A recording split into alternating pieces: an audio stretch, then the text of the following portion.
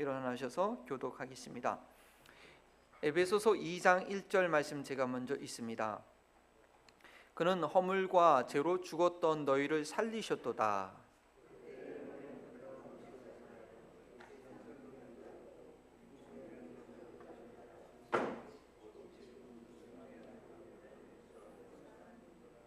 전에는 우리도 다 그 가운데서 우리 육체의 욕심을 따라 지내며 육체와 마음이 원하는 것을 하여 다른 이들과 같이 본질상 진노의 자녀이었더니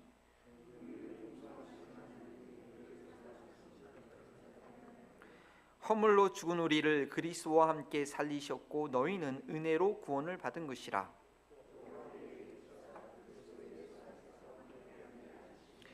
이는 그리스도 예수 안에서 우리에게 자비하심으로 그의 은혜의 지극히 풍성함을 오늘 여러 세대에 나타내려 하심이라.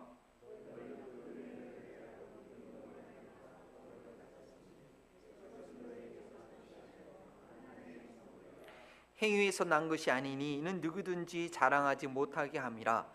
우리는 그가 만드신 바라 그리스도 예수 안에서 선한 일을 위하여 지으심을 받은 자니 이 일은 하나님이 전에 예비하사 우리로 그 가운데 행하게 하려 하심이라. 아멘. 이는 살아계신 하나님의 말씀입니다. 한 번 더 기도드립니다. 진리의 성령님, 이 시간 우리 가운데 함께 하신 줄 믿습니다. 진리가 선포될 때 주님 기뻐하여 주시고 도와주시옵시고 이 진리를 받아들이는 자마다 영원한 복을 누릴 수 있도록 인도하여 주시옵소서. 아까운 수막이 그리스도의 보혈의 피로 인하여 다 떠나가게 하시고 옥토에 심겨진 그 씨앗으로 인하여 단 한 사람을 통하여서 100배의 열매가 맺혀지는 하나님 나라의 역사가 오늘도 심겨지게 하여 주옵소서. 감사하며 예수님의 이름으로 기도합니다. 아멘. 지난번에 제가 AI Artificial Intelligence, AI 인공지능에 대해서 한번 말씀드린 적이 있습니다. 구글처럼 단순 정보 검색이 아니라 여러분 뭐 찾으시려면 많이 검색하지 않습니까? 그런데 여기다가 이 AI는 하나 어떤 내용을 넣으면 종합해서 다 모든 내용을 종합해서 맞춤형으로 제공해 주는 것이 바로 챗GPT라는 것입니다. 이것이 바로 인공지능 기술을 이용한 것이죠. 요즘 첨단과학 기술은 대부분 이 AI에 집중하고 있습니다. 그래서 지금 RTP 지역에요, 애플이 $1 빌리언 투자해 가지고 지금 거기를 지금 AI 그 본부로 삼는다는 그런 뉴스도 봤습니다. 근데 최근에는 이 AI가 예술, 인간 창작 활동의 그런 영역인 예술 분야까지 진출해서 좀 논란이 되었습니다. 어떤 미술 대회에서 어떤 사람이 바로 이 AI Artificial Intelligence 프로그램을 통해서 그림을 그려냈는데 그것이 1등을 받은 것입니다. 근데 그럼에도 불구하고 그것이 합당하다고 수상한 사람들은 그 사람이 직접 붓으로 그리진 않았더라도 그 프로그램에게 어떤 단어나 어떤 이미지 이런 명령을 주어서 그런 이미지가 나오도록 구성한 것, 그 아이디어는 창작 활동으로 인정해 주어야 한다는 것이죠. 여러분들은 어떻게 생각하십니까? 아이디어를 AI에게 주어서 그림을 그리게 한, 그래서 그건 결국 온라인에 있는 모든 화면들을 캡처해가지고 모아가지고 또 컴퓨터로 기계적인 터치를 해서 한 그런 그림과 사람이 직접 붓으로 만든 그림하고 과연 차이가 없는 것일까요? 시각적으로 주면의 이미지는 같았을지라도 AI가 그린 그림에는 이 예술가의 혼이라는 것이 담겨 있다라고 저희는 기대할 수 없겠죠. 제가 서두에 이렇게 긴 말씀을 드리는 것은 하나님께서 만드신 구원과 인간 스스로 만든 구원의 차이를 말씀드리기 위해서입니다. 비슷해 보여도 완전히 다른 작품이라는 것이죠. 예술가의 혼이 담긴 작품과 기계가 조합해서 만든 그런 작품의 차이처럼 하나님이 만드신 구원과 사람이 만들어가는 구원에는 생명이 있는가 없는가의 차이, 하늘과 땅의 차이라는 것입니다. 제가 지난 4년 내내 말씀드렸지만 이 복음은요 결코 방종한 삶으로 이끌지 않습니다.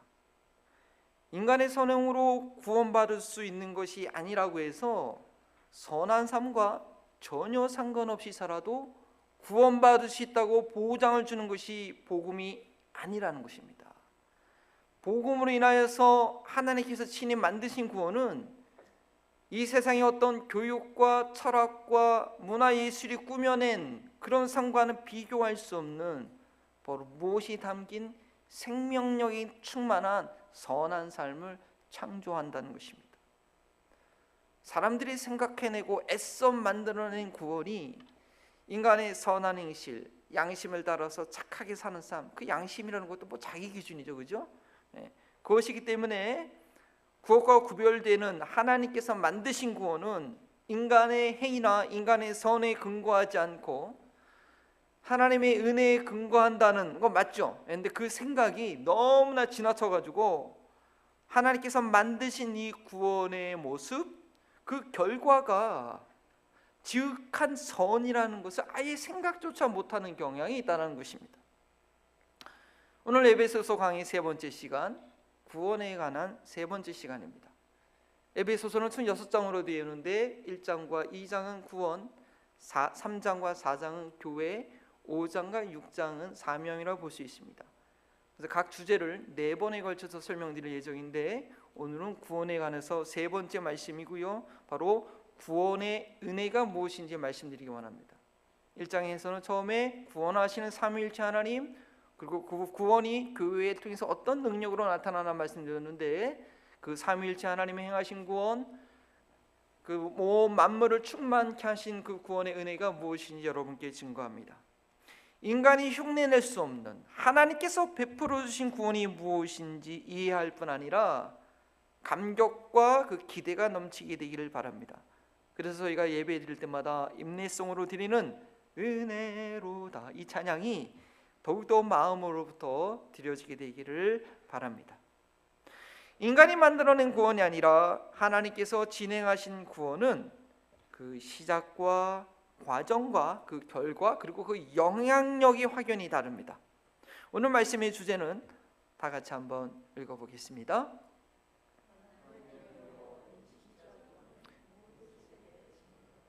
네, 그렇습니다. 다 성경 본문에 있는 말씀이고요. 제가 하나만 단어로 썼는데 진짜 구원, 왜냐하면 가짜가 너무 많아가지고 진짜 구원은 모든 세대에 증거된다는 것입니다. 구원은 생명에 대한 것이죠. 사망으로부터 구원받은 것입니다. 생명을 얻되 영원한 생명을 얻은 것이 구원입니다. 그런데 생명을 얻었다는 것은 무엇이냐? 생명이 없었다라는 그런 말이죠. 쉽게 말해서 죽었었다라는 말입니다.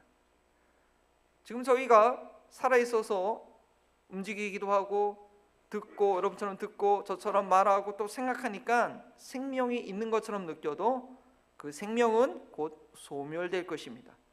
배터리가 시간이 지나면 배터리가 시간이 지나면 방전되는 것처럼 하루하루 소멸해 가고 있는 생명입니다. 바로 죽음을 앞둔 생명입니다. 그래서 성경은 이 인간의 죽어가는 생명에 대해서 뭐라고 얘기했느냐? 이미 죽었었다라고 얘기합니다. 오늘 본문의 1절 앞부분이죠. 그는 허물과 죄로 죽었던 너희를, 우린 다 죽었던 사람인 것입니다. 그런데 쉽게 내가 살아있다고 생각하기가 쉽습니다. 하지만 이미 죽은 상태이기 때문에 그래서 우리는 지금 죽음을 향해서 가고 있는 것입니다. 그렇지 않다면 저희는 죽지 않을 것입니다. 그것을 인정하지 않고 생명을 얻는 구원을 찾는다는 것은 바로 시작부터 잘못된 것입니다. 단순한 이 진리를 몰랐기 때문에 중국 대륙을 처음으로 통일한 이 진시 황제는요, 뭐랬죠? 그 영원한 삶을 위해서 불로초, 늙지 않는다는 그 초, 그것을 구하고자 신하들을 온 세계에 보냈습니다. 불로초를 먹는다고 죽은 생명이 다시 사는 것은 아닙니다. 그런 일은 없겠지만 혹시 이 불로초를 먹고 계속 살게 된다면 그것은 무엇이냐? 죽은 생명이 살아난 게 아니라 그냥 죽은 상태로 영원히 지속되는 것밖에 되지 않습니다. 그리고 그것은 재앙입니다. 그래서 하나님께서는 첫사람 아담과 하와가 선악과를 다 먹었을 때에 그 죄악의 상태에서 영적으로 죽은 상태에서 생명나무까지 먹고 영생하지 못하도록 그들을 에덴 동산에서 쫓아내시고 이 생명나무를 그룹들과 천사들과 화영검으로 그 길을 지키셨지요. 저희가 영원한 생명을 얻는다는 것은 생명이 없는 자, 곧 죽은 자라는 것을 인정하는 것에부터 시작해야 합니다. 오늘 성경 본문 1절과 3절은 우리가 그렇게 죽은 자라는 것을 세 가지 단계로 증명하고 있습니다. 첫 번째는 세상 풍조를 따라 살아가는 모습입니다. 그리고 두 번째는 그것은 육체의 욕심을 따라 지내며 육체와 마음이 원하는 대로 하는 것인데, 세 번째로 그 이유는 지금도 불순종하는 자들 가운데 역사하는 악한 영 때문에 그런 것이라는 설명입니다. 이러한 모습이 바로 본질상 진노의 자녀로서 죽어있는 상태를 알려줍니다. 그래서 2절에 그때의 너희는 이라고 시작하는데 바로 죽어있었던 때를 말합니다. 죽어있었기 때문에 세상 풍조를 따라 행하는 것입니다. 거룩한 하나님의 뜻을 이해하고 그것을 위해서 살 수 있는 영혼의 상태가 아닙니다. 그나마 얼마 남지 않은 양심을 부여잡고 좀 살아보려고 해도 양심의 가책을 느끼면서도 그냥 세상 사람들이 사는 방식으로 살기가 너무 쉬운 것입니다.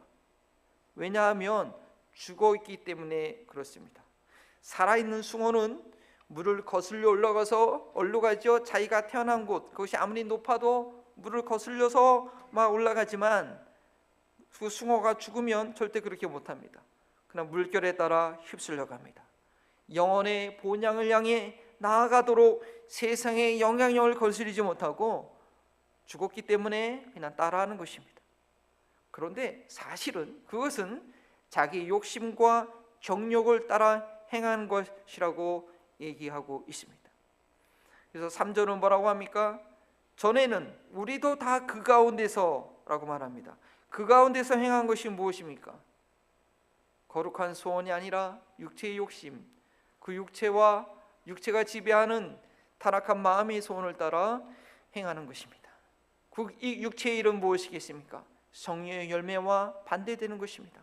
갈라디아서 5장 19절에서 21절 구체적으로 잘 설명되어 있지요. 육체의 일은 분명하니 곧 음행과 더러운 것과 호색과 우상 숭배와 주술과 원수 맺는 것과 분쟁과 시기와 분냄과 당짓는 것과 분열함과 이단과 투기와 술 취함과 방탕함과 또 그와 같은 것들이라. 전에 너희에게 경계하노니 이런 일을 하는 자들은 하나님 나라를 유업으로 받지 못할 것이요. 저한 삶과 구원과는 거리가 멀다는 것입니다. 영적으로 죽어있기에 생명 대신 거룩하신 하나님과 연결되어 있지 않아서 자기 안에 있는 욕심을 따라 사는 것입니다. 세상 풍조의 영향을 받는 것 같지만 사실은 그렇게 살아가는 모습을 보면서 아이씨고 좋구나, 이렇게 하는 방법도 있었네 하면서 세상 문화를 따라서 자신의 욕심을 채우고 있는 것입니다. 그런데 그 근본 원인은 또 뭐라고 얘기하고 있느냐? 악한 영의 지배를 받고 있기 때문입니다. 2절의 설명은 허물과 죄로 죽었던 그 원인이 무엇인지 명확하게 그리고 단정적으로 말해주고 있습니다. 여러분 성경을 잘 보면서 따라오십시오. 바로 무엇이냐? 공중권세를 잡은 자를 따랐으니 곧 지금 불순종의 아들들 가운데 역사하는 영이라. 저희가 예수님 믿기 전에 세상 풍조대로 살고 자신의 욕심 따라 행동하는 건 바로 공중권세 잡은 자, 지극히 높은 하늘에서 쫓겨나서 이 세상에 거하되 공중 하나님 계신 곳과 사람이 사는 그 가운데에서 온 세상에 영향력을 끼치고 있는 사탄으로 인한 것이라는 것입니다.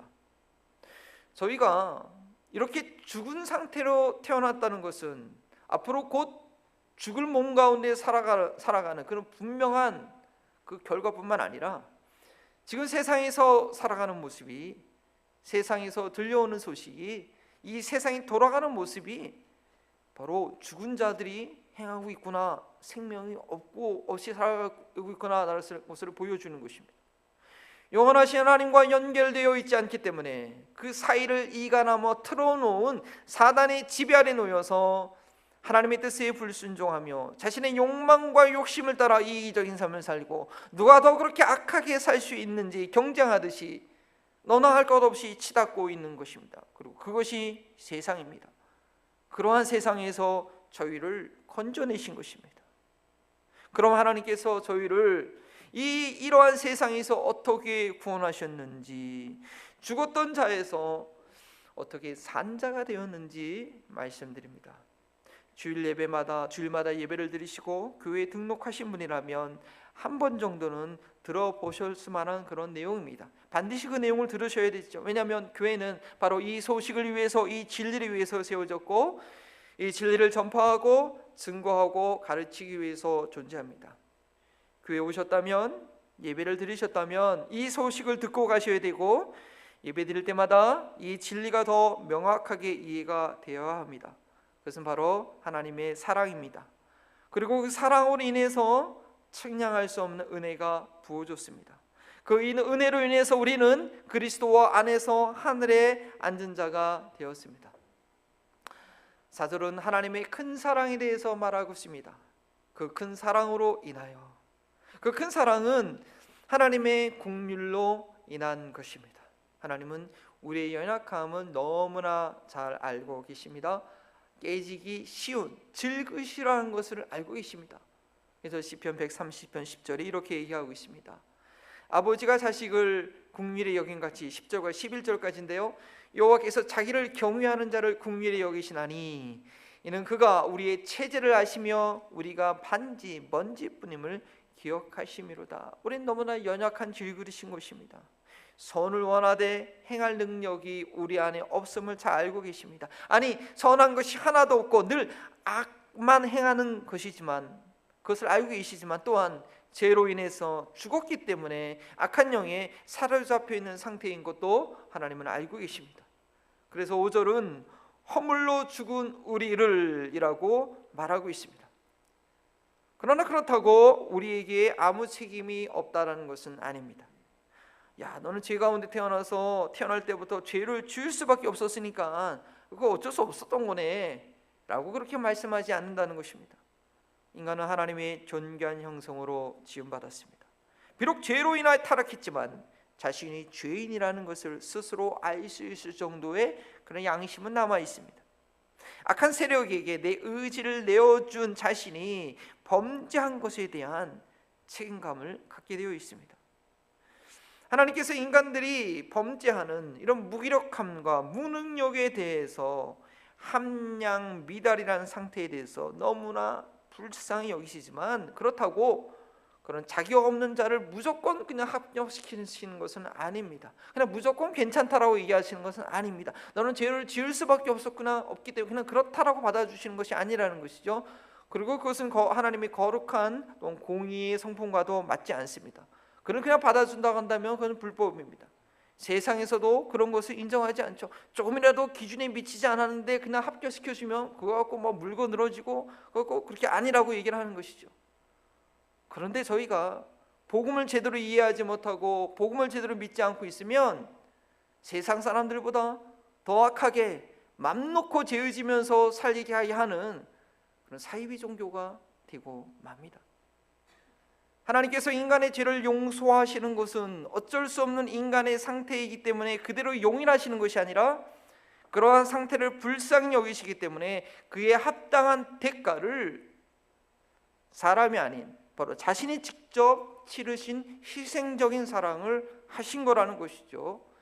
이 큰 사랑을 할 때 저희는 복음을 복음답게 받아들이고 믿게 됩니다.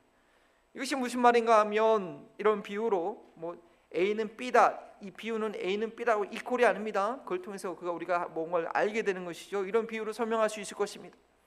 한 나라 임금이 있었는데 자기 나라 백성들이 너무 음행의 죄에 빠져 있습니다. 사람들이 눈으로 보는 것으로 악을 행하고 음행에 빠져 있으니까 임금이 어떤 법을 세웠냐면 앞으로 음행의 죄에 빠진 사람들은 다 그 눈을 빼버리겠다, 그 두 눈알을 빼겠다, 이렇게 법을 선포했습니다.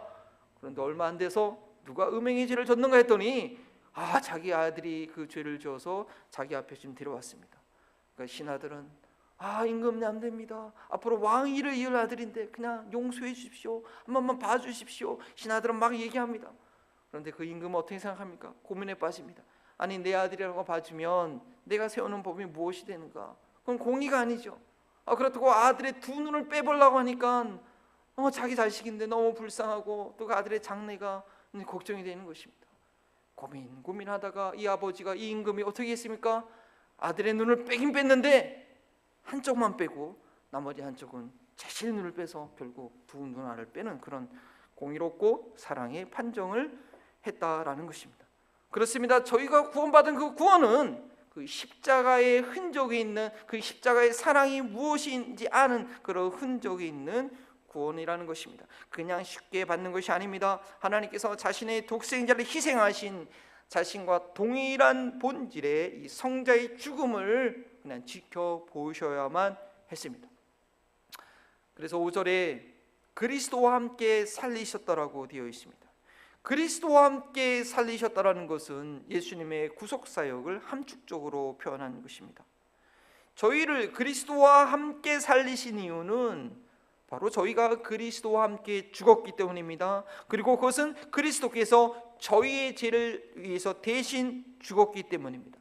죄를 지은 것은 저희지만 인간으로서는, 죄를 갖고 있는 인간으로서는 어떤 짓을 해도 그 죄를 해결할 수 없기 때문에 아무리 짐승을 수백만 번 죽여도 짐승의 가치와 인간의 가치가 동일하지 않고 이 세상에 죄 안 지은 인간이 없기 때문에 예수님께서 바로 우리의 죄를 위해서 하나님의 아들이신 예수님께서 십자가에서 죽으신 것입니다. 그런데 여기서 중요한 것은 허물로 죽은 우리를 그리스도와 함께 살리신 것이, 에베소서 2장이 구원에 대해서 얘기하는데 물론 속죄도 얘기하지만 여기서 강조하고 있는 것은 그리스도와 함께 살리신 것을 얘기하고 있습니다. 이것이 구원이라는 것입니다. 예수님만 부활하신 것이 아니라 예수님께서 다시 살아나심으로 저희도 살아난 것입니다. 예수님께서 죽음에서 살아나셨듯이 죽었던 저희도 예수님을 믿는 순간 다시 살아난 것입니다. 드디어 죽음의 문제가 해결된 것입니다. 이 죽음의 문제는 나의 육체적인 죽음 앞에서 해결되어야 하는 것이 아니라 이미 태어날 때부터 죽어있는 상태를 해결해야 되는 것입니다. 그래야 육체가 죽어도 그 죽음의 문제를 제대로 해결할 수가 있는 것입니다. 그러나 또한 여기서 중요한 진리를 우리가 잊어버리면 안 되는데, 그리스도와 함께 살리셨다는 것은 말씀드린 대로 그리스도와 함께 죽었다라는 것을 저희는 그 전제로 하는 것입니다. 그리스도와 함께 죽은 자만이 그리스도와 함께 살 수 있는 것입니다. 이미 죽은 자라고 하면서 뭐가 더 죽어야 된다는 그런 말입니까? 라고 질문하실 텐데, 저희가 죽어 있는 상태는 무엇이라고 했습니까? 공중권세에 잡은 악한 영이 지배를 받고 있는 상태이고, 그것이 죽어 있는 상태이고, 그렇기 때문에 내 육체의 욕심대로 행하는 것입니다. 즉 생명이 없어서 죽음을 향해 미친 짓을 하던 것을 그리스도의 십자가에 못 박아야 합니다. 예수님을 구세주로 영접했다는 것은 예수님께서 십자가에 못 박혀 죽으신 것이 나의 죄를 위한 것임을 믿을 때에 나도 그리스도와 함께 십자가에 못 박혀 육신으로 행하던 것이 죽었음을 믿는 것입니다. 이것이 은혜로 구원받은 것입니다. 그래서 그리스도와 함께 우리를 살리셨다, 그리고 괄호를 치고 이것이 너희 은혜로 구원받은 것이라고 설명하고 있습니다. 하나님께서 주신 최고의 선물이라는 것입니다. 우리로 하여금 그리스도와 함께 살리신 것, 이것이 우리를 은혜로 구원하신 것입니다. 불교나 힌두교 같은 이 세상 종교들도요, 구원을 얻기 위해서 그들이 생각하고 묵상하고 궁구해 보니까 구원을 얻기 위해서는 뭘 해야 된다고요? 자신의 욕심을 죽여야 된다는 것을 알고 있었습니다. 인간의 욕심이 모든 악의 근원이라고 여기고 욕심을 죽이려고 부단히 노력을 합니다. 자아를 비우는 무해의 상태로 들어가려고 얼마나 애를 쓰는지 모릅니다. 우리 그리스도인들은 감히 상상도 못할 그런 고행을 하고 있습니다. 그러나 그 누구도 육신의 몸이, 내 정말 육체의 몸이 죽지 않는 이상 내 자아가 절대 죽지 않는다는 것을 절감하게 됩니다. 남들이 보기에는 좀 착한 것 같고 좀 죽은 것 같지만 그렇지 않음을 자기 자신은 압니다. 자아를 이 죽일 방법을 찾지 못하고 있습니다. 그런데 그것은 잘못된 방법을 찾고 있는 것입니다. 죽을 행동을 멈출 수 있게 하는 것은 그 죽은 상태를 죽이는 것이 아니라 그 죽은 행동을 멈출 수 있는 것은 바로 생명입니다. 죽음은 아무리 죽이려고 해도 죽지 않습니다. 예수 그리스도를 믿을 때에 자아가 죽게 되는 것은 그리스도의 십자가에 함께 못 박힐 때에 그리스도와 함께 살아나는 자가 되어서 부활의 생명, 성령의 능력이 그에게 임하기 때문입니다. 자아가 십자가에 못 박히는 순간 부활의 생명력이 그와 함께합니다. 이것이 복음이요, 이것이 좋은 소식입니다. 그래서 복음이 사람을 변화시키는 것입니다.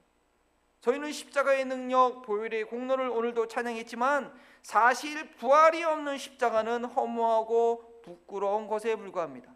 하나님의 능력은 그 십자가의 죽음에서 생명로, 부활로 일으키신 것입니다. 이러한 상태를 오늘 성경 본문은 6절에 다음과 같이 표현합니다. 우리 성경을 보시고 6절 말씀을 다 함께 같이 읽어 보시겠습니다. 또 함께 일으키사 그리스도 예수 안에서 함께 하늘에 앉히시니. 죽었던 저희를 살리신 것은 저희의 정체성을, 저희의 삶의 의미를 이 땅에 두지 않고 하늘에 두게 하신 것입니다. 근데 어떻게 그것이 가능한가 하면 그리스도 안에 있을 때 부활 승천하셔서 하나님 보좌 우편에 앉아 계신 그리스도와 함께 하나님의 임재 앞에 살아가는 영혼이 된 것입니다. 여러분들 하나님의 임재를 얼마나 사모하고 그 임재를 경험할 때 얼마나 기뻐하십니까? 바로 우리의 영혼이 그리스도 안에서 하나님 보좌 우편에 있기 때문입니다. 이것이 영원한 생명 되시는 하나님과 연결된 상태이며 신라곤 에덴 동산에서 쫓겨났던 인류가 다시 하나님 앞으로 오게 된 것입니다. 서두에서 말씀드렸던 인간이 만들어낸 구원과 하나님께서 이루신 이 구원의 차이가 무엇인지 여러분들 아시겠습니까? 인간의 구원은 자신의 죽은 상태를 알지 못하고 인정도 하지 않고 그 죽은 상태에서 그 행하는 모든 노력이 죽음의 연장일 뿐이라는 것입니다. 선악의 지식을 가지고 절제하면서 의를 행한다고 하나 결국에는 마음의 욕심에서 벗어나지 못하며 악한 영의 지배에서 벗어나지 못하고 있습니다. 왜냐? 죽어있는 자이기 때문에 그렇습니다. 그러나 하나님께서 만드신 구원은 독생자 예수 그리스도의 십자가 죽으심과 다시 살아나신 부활로 인간을 사망에 이르게 한 죄값을 완전히 치르시고 생명을 주신 구원입니다. 죽음에서 살려낸 상태의 구원입니다.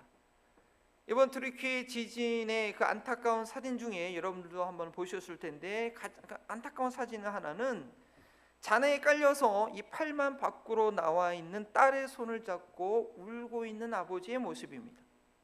그 딸을 잔해 밖으로 끄집어내려고 얼마나 애를 썼겠습니까? 그러나 결국 구조가 이루어지지 않고 딸은 나오지 못하고 그 안에서 죽었고 그 딸의 손을 붙잡고면서 울고 있는 모습입니다. 그 잔해에서 딸을 끄집어내야지 어떻게 살릴 방법이 있을 텐데 그걸 못하는 것입니다. 세상에서 말하는 구원은 죄의 잔해에 깔려있는 상태에서 무엇인가를 애써보는 것입니다. 그러나 아무리 발버둥 쳐봤자 죽음입니다. 결국 죽는 것입니다. 하나님께서 은혜의 선물로 주시는 구원은 사망에서 생명으로 살려낸 구원입니다. 저희가 비록 아직 육신의 몸에 살고 있지만 그 육신을 예수 그리스도의 십자가에 못 박을 때에 그리스도와 함께 하나님 앞에서 살아가는 영혼이 되게 하신 것입니다. 그리고 그 모습이 어떤 것인지 그 능력이 무엇인지 7절부터 10절까지 말씀하고 있습니다. 진품, 그가 만드신 바라. 하나님께서 이렇게 저희를 구원하신 것, 그리스도 안에서 함께 하늘에 앉히신 이유는 7절에 이렇게 얘기하고 있습니다. 그의 은혜의 지극히 풍성함을 오는 여러 세대에 나타내려 하심이라. 저희가 받은 구원은 이 하나님의 지극한 풍성한 은혜의 작품인데 그것을 증거하는 물증이 되게 하십니다. 구원받은 자들은 영원하신 하나님 앞에서 살아가는 자가 되었기 때문에 그 은혜의 풍성함을 여러 세대 가운데, 다가올 세대 가운데, 아니 주님 나라 완성되는 그때까지 하나님이 구원하신 구원이 얼마나 놀라운 것인지 증거하게 됩니다. 중간에 끊어지지 않는, 실패하지 않는 완전한 구원입니다. 왜냐하면 인간이 만든 것이 아닌, 인간으로부터 시작된 것이 아닌, 인간의 행위로 된 것이 아닌 하나님께서 친히 만들어서 주신 선물이기 때문입니다. 그 확실성을 8절이 말합니다. 너무나 유명한 구절이죠. 저희는 이 구절을 개인의 구원의 확신뿐 아니라 여러 세대 가운데 증거해야 될 이 은혜의 확실성에 대한 보장으로도 볼 수 있어야겠습니다. 8절 말씀 여러분 성경을 보시고 같이 읽겠습니다. 너희가 그 은혜로 인하여 믿음으로 말미암아 구원을 받았으니 이것은 너희에게서 난 것이 아니요 하나님의 선물이다. 저희가 확신할 수 있는 구원은 인간의 노력으로, 인간으로부터 나온 구원이 아니라 믿음으로 말미암아 죽음에서 살려내신 하나님께로부터 나온, 하나님께서 친히 만드신 선물입니다. 믿음으로 말미암아 구원을 주셨다고 하는데, 그렇기 때문에 이 믿음이 참으로 신비로운 것입니다. 나의 육신이 그리스도와 함께 죽었다는, 내 육신이 그리스도와 함께 십자가에 못 박혀 죽었다는 믿음이고, 다시 그리스도와 함께 살아서 그리스도 안에서 하늘에 앉혀 있다는 그런 믿음입니다. 따라서 저희는 자랑할 것이 없습니다. 9절 말씀이지요. 행위에서 난 것이 아니니 이는 누구든지 자랑하지 못하게 함이라. 우리 행위로 말미암아 생명을 얻어낼 수 있는 것이 아니기 때문입니다. 그건 아티피셜이죠. AI죠. 우리가 생명을 만들어낼 수 있는 것이 아닙니다. 왜냐? 우리는 죽어 있는 자이기 때문에. 우리 예수 그리스도의 죽으심과 부활을 믿음으로 말미암아 죄를 용서받고 생명을 얻게 됩니다.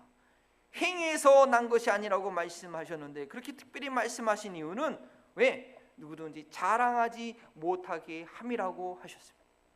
구원은 결코 자랑거리가 아닙니다.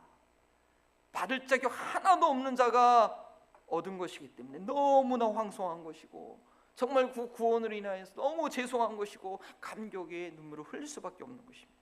이번 트리키의 지진으로 매몰된 사람들을 다 구원할 수 있었으면, 구조할 수 있었으면 좋겠지만 극히 일부의 사람은 구조했죠. 대부분의 사람들은 이 생존의 가능성한 골드타임을 놓쳤기 때문에 다 사망하고 말았습니다. 수만 명이 그 밑에 매몰해서 다 죽고 말았습니다. 이때 구조받은 사람들이 한 8천 명 정도 구조받았다고 하는데, 이 사람들이 자신이 살아난 것에 대해서 자랑할 수 있겠습니까? 아, 나는 살아났어. 난 대단한 사람이야. 아, 내가 잘 버텨서 내가 살아난 거야 라고 말할 사람은 아무 한 명도 없을 것입니다.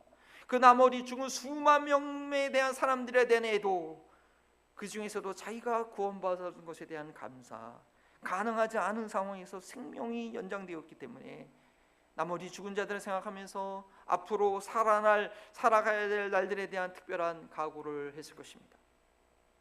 이처럼 저희가 갖는 구원의 확신이 교만으로 인해서 자랑거리가 되지 않도록 우리는 조심해야 합니다.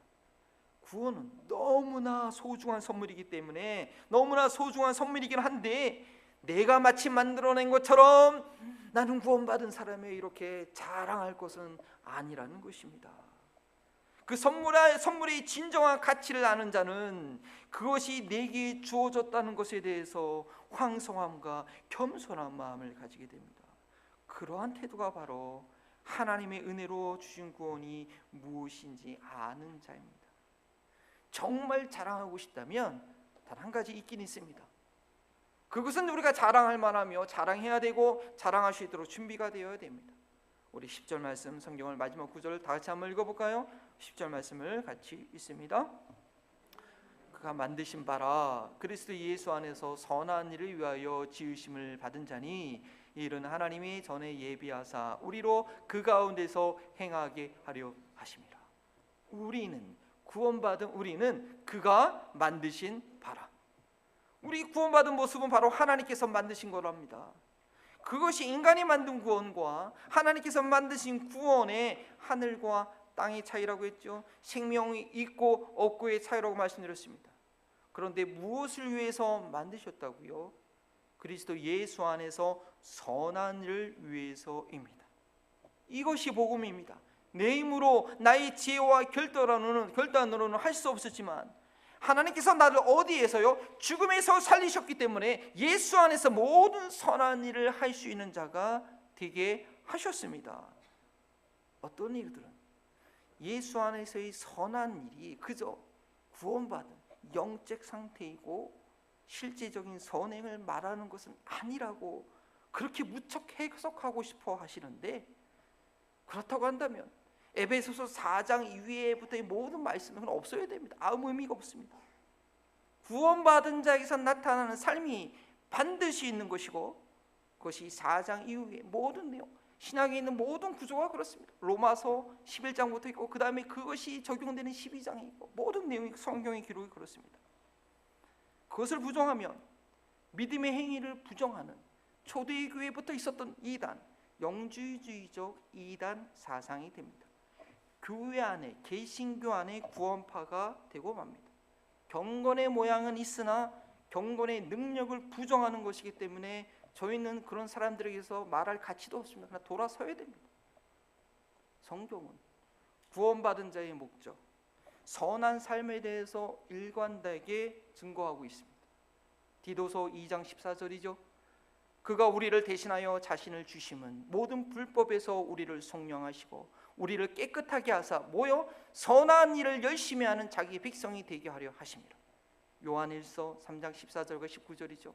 우리가 형제를 사랑함으로 사망에서 옮겨 생명으로 들어간 줄을 알거니와 사랑하지 아니하는 자는 사망에 머물러 있느니라. 근데 그 사랑이 무엇입니까? 자녀들아, 우리가 말과 혀로만 사랑하지 말고 행함과 진실함으로 하자.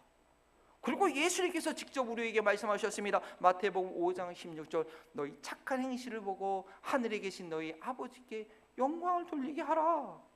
진리이신 예수님 자체가 이렇게 우리에게 말씀하셨습니다. 그러나 우리 주변에는 이런 선한 행실을 부정하며 진리를 왜곡하는 이들이 충분히 있을 수 있습니다. 고린도전서 15장 33절과 34절 말씀이죠. 속지 말라. 악한 동무들은 선한 행실을 더럽히나니 깨어 의를 행하고 죄를 짓지 말라. 하나님을 알지 못하는 자가 있기로 내가 너희를 부끄럽게 하기 위해서 말하노라. 구원받은 자의 삶에 대해서 심각하게 생각하지 않는다면 우리는 부끄러워해야 합니다. 그렇지 않으면 영원한 부끄러움에 처하게 될 것입니다. 하나님께서 친히 만드신 이 놀라운 구원, 하나님의 그 측량할 수 없는 그 놀라운 은혜로 인하여 주어진 이 구원, 이것에 대해서 우리의 공로는 조금도 없기 때문에 이 구원에 대해서 우리는 자랑할 것이 요만큼도 없는 게 진리입니다. 그러나 그 놀라운 구원을 받은 우리의 모습은 하나님의 자랑거리가 되어야 됩니다. 하나님께서 자신의 아들을 희생하심으로 이루신 그 구원이 얼마나 귀중한 것인지, 이 세상 사람들이 자기의 윤리와 철학과 도덕으로 살아가는 것과는 비교도 안 되는 엄청난 것이라는 그런 증거가 되어야 됩니다. 그래서 모든 세대, 다가오는 모든 세대에 영향력을 끼칠 수 있어야 됩니다. 예수 그리스도의 십자가와 그 부활의 능력으로 살아가는 사람들과 자신의 육체를 자랑하는 사람과 완전히 차이가 나는 것을 보여줄 수 있어야 됩니다. 그러면 저희는 어떻게 해야겠습니까? 오늘의 적용은 기억하라로 말씀드리기 원합니다. 행동이 변화되는 것은 그 마음을 새롭게 함으로 생각이 바뀔 때에 변화가 시작되는 거기 때문에 오늘의 적용은 여러분의 생각을 좀 바꾸시는 그런 적용을 드리기 원합니다. 첫 번째, 우리가 기억해야 될 것은 나는 죄와 허물로 죽었었던 자라는 것을 반드시 기억하셔야 됩니다. 그것을 기억하지 않고 인정하지 않으면 자꾸 내가 뭘 하려고 나의 의지로 뭐를 하려고 하는 그런 삶의 자세를 하게 되는 것입니다. 내가 저로 인해서 죽었던 사람이라는 것을 인정하지 않으면 AI, Artificial Intelligence가 그린 이 예술론이 담겨지지 않은 그림처럼 인간이 만드는 구원의 길로 가게 되어 있습니다. 나는 태어날 때부터 죄로 인하여 죽은 자였고 그 사망에서 예수 그리스도의 십자가로 인한 그 부활의 생명을, 그 부활의 능력을 경험할 때 우리는 하나님께서 친히 만드신 구원을 경험할 수 있는 것입니다. 나는 죽었던 사람이라는 것을 늘 기억하셔야 됩니다. 두 번째, 나는 그리스도와 함께 그리스도 안에서 하늘에 앉아 있는 자라는 것을 기억하셔야 됩니다. 비록 우리의 영혼은 이 썩어질 부활의 몸을 얻기 전까지는 이 썩어져 없을 육체 가운데 살아가야 되지만 구원받은 우리의 영혼은 그 육체의 감옥에 갇혀 있는 것이 아니라 그리스도 안에서 참 자유를 얻어서 영원하신 생명이신 하나님 앞에서 산 자라는 것을 늘 기억하십시오. 이러한 신전 의식이 있을 때에 그리스도 예수 안에서 하나님께서 만들어 가시는 그런 작품이 되어 가는 것입니다. 우리의 정체성을 내 욕심에 내가 땅에서 갖고 있는 그 무엇으로, 내가 할 수 있는 그 무엇에 내가 이것을 할 수 있으니까 그것으로 나의 정체성을 두게 된다면 그것은 가짜 모조품밖에 되지 않습니다. 여러분도 혹시 해외여행 가셔서 정말 큰 마음 들여서 비싼 돈 들여가지고 아주 고가의 명품을 몇천 달러 들여서 고가의 명품을 구입했는데 나중에 집에 와서 보니까 이 동네 바자 시장에서 파는 이 몇십 불짜리였다라고 알게 되면 너무 속상하지 않습니까? 저와 여러분이 확신하고 갖고 있는 그 구원이 하나님께서 친히 만드신 진짜입니까? 하나님 사람이 만든 가짜입니까? 이 두 가지를 기억하셔야 됩니다. 나는 태어날 때부터 죽은 자였고 죽을 향해서 가고 있었다. 그러나 나는 그리스도 예수 안에서 지금 하나님 앞에 살고 있다. 이 두 가지를 기억하시면 하나님께서 진품으로 만들어가는 그 구원을 경험하게 될 것입니다. 이 적용을 위해서 두 가지 질문을 드립니다. 눈을 감고 한번 조용히 생각해 보십시오. 예수님 믿기 전에 나의 삶을 한번 생각해 보십시오. 너무 어렸을 때부터 믿어서 그 차이가 안 나시는 분 있을 수가 없습니다. 예수님 인격적으로 만났을 때하고 그렇지 않을 때하고 분명히 경계선이 있는 것입니다. 예수님 믿기 전에 그때 내가 죽었던 자라는 것을 여러분 어떻게 알 수 있습니까? 그것을 잊지 말고 기억하셔야 되는 것입니다.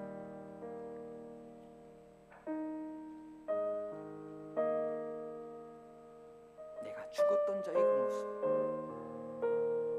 부끄럽지만 잊지 말아야 됩니다. 두 번째 질문 드리는 것은 지금 내가 하나님 앞에서 살아가는 자이기 때문에 매일 나의 마음속에 어떤 생각과 감정이 생기고 있습니까? 무엇을 소원하고 과연 무엇 때문에 힘들어하고 있는 것입니까? 내가 하나님 앞에서 지금 살아있는 자라, 그러한 증거가 여러분의 생각과 감정과 여러분의 삶의 현실 가운데 날마다 있다라는 것, 그러한 생각을 주신 것, 그런 감정을 주신 우리 하나님께 감사할 수 있어야겠습니다. 아, 내 안에 생명이 있구나. 내가 죽어 있는 자가 아니라 내가 하나님과 연결되어 있어서 하나님이 기뻐하실 일들을 기뻐하고 하나님께서 미워하실 그 죄 때문에 내가 탄식하고 있구나. 그것을 우리는 감사할 수 있습니다. 이 시간 우리가 주님의 도움을 구하며 간절히 부르짖어 기도합니다. 오늘 교동문도 읽었지만 우리 가운데 삶의 열매가 있어야 됩니다. 하나님, 나를 죄에서 구원하신 주님을 의지합니다. 내가 그 주님을 꼭 붙잡고 주님께서 나를 붙잡고 계심을 믿습니다. 주님의 놀라운 작품이 되는 그것을 확증받는 그날까지 주님 앞에 늘 있는 저희의 삶 되게 달라고 주의 이름을 주고 함께 기도합니다.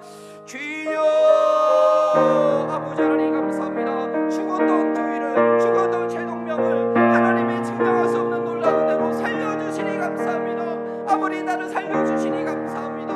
하나님, 이제 그 은혜 가운데 살게 하시니 감사합니다. 하나님께서 정말 나를 만들어가고 계시고 하나님께서 나를 빚어가시고 하나님의 놀라운 걸작품으로 그 모든 선한 일을 위하여 짓고 계신 그 은혜에 감사하오니 아버지, 그 은혜를 잊지 않는 자 되게 하시고 하나님, 그 은혜가, 그 생명이 오늘도 그 은혜가 나의 삶을 하나님 이끌어가고 있음을 믿음으로 고백하는 이곳에 복음을 아는, 복음을 경험한 주님의 백성들, 주님의 자녀들, 그리스도의 대에 따라가는 그리스도의 제자들이 되시도록